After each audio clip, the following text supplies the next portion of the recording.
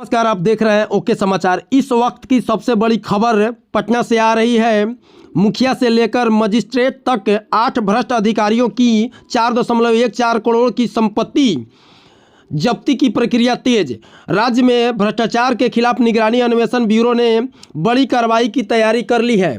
निगरानी से प्राप्त तथ्यों के आधार पर वर्ष 2025 में 8 भ्रष्ट अधिकारियों और जनप्रतिनिधियों की करीब 4.14 करोड़ रुपए की अवैध रूप से अर्जित संपत्तियों को राजसात किए जाने का प्रस्ताव संबंधित सक्षम प्राधिकार को भेज दिया गया है।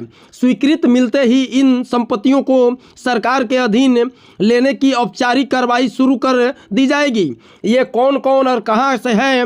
मैनेजर यादव तत्कालीन मुखिया लौरिया पश्चिमी चंपारण 80.4 लाख, प्रमोद कुमार राय तत्कालीन मुखिया जितवरिया समस्तीपुर 3.71 लाख, ओम प्रकाश माझी तत्कालीन अधीक्षण अभियंता 90.75 लाख, राकेश कुमार राय तत्कालीन न्यायिक दंडाधिकारी दरभंगा 41.12 लाख, दिलीप कुमार तत्कालीन forest range officer Lakhisarai 88.25 lakh, Vijay Pratap Singh तत्कालीन एसडीओ गोपालगंज 62.35 लाख, अजय कुमार गुप्ता तत्कालीन टैक्स दरोगा मोतिहारी 34.62 लाख, फुलपरी देवी तत्कालीन एसडीपीओ पटना ग्रामीण 12.76 लाख, कुल राशि 4.14 करोड़ रुपए। देखिए रिपोर्ट निगरानी विभाग के डीजी जेएस गंगवार ने क्या कहा। सर, भ्रष्टों की संपत्ति जब्त होगी। कौन कौन भ्रष्ट हैं, कौन कौन से अधिकारी हैं, क्या हुआ था, और सर इसको शॉर्ट में कौन कौन अधिकारी हैं जिनकी संपत्ति जब्त करने की कोशिश निगरानी अन्वेषण ब्यूरो कर रही है?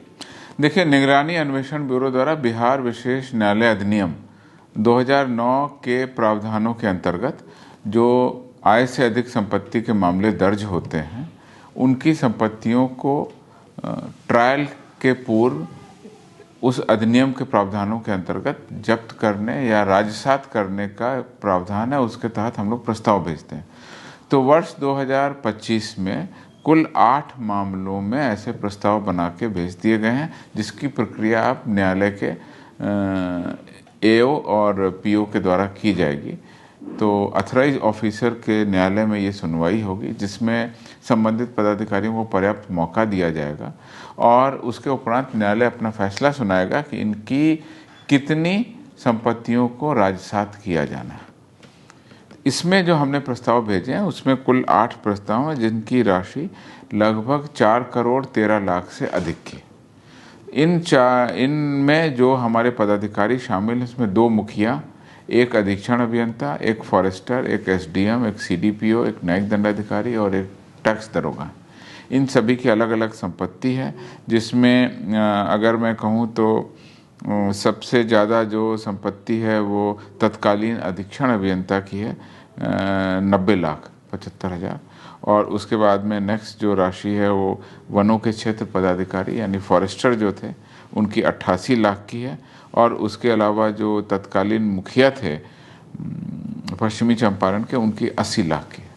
तो कुल मिलाकर के 8 लोगों के 4 करोड़ 13 लाख से अधिक की संपत्ति जब्त करने का प्रस्ताव भेजा गया है।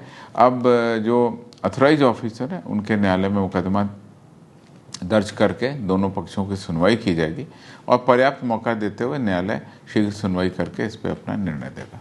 ऐसे मामलों में जब्त की गई संपत्ति में क्या होता है? मैंने देखा था कि स्कूल खुलता है, तो क्या इसमें भी कुछ वैसा होना है? अगर ये संपत्ति अल्टीमेटली अधिग्रहण हो जाती है तो उस जिले के डिस्ट्रिक्ट मजिस्ट्रेट को वो संपत्तियां दी जाती हैं और उसका वो उपयोग राज्य के हित में किसी भी तरीके से कर सकते हैं।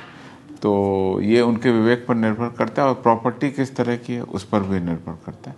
पूर्व में जैसा आपने देखा होगा कि कुछ संपत्तियां जब्त करके उसमें गरीबों के लिए आश्रय स्थल या स्कूल या इस तरह का जो महत्वपूर्ण एक सामाजिक संदेश के रूप में जो बिहार ने काम किया था, हम लोगों की कोशिश ये रहेगी कि इसको और तेज़ी से हम लोग आगे बढ़ाएं।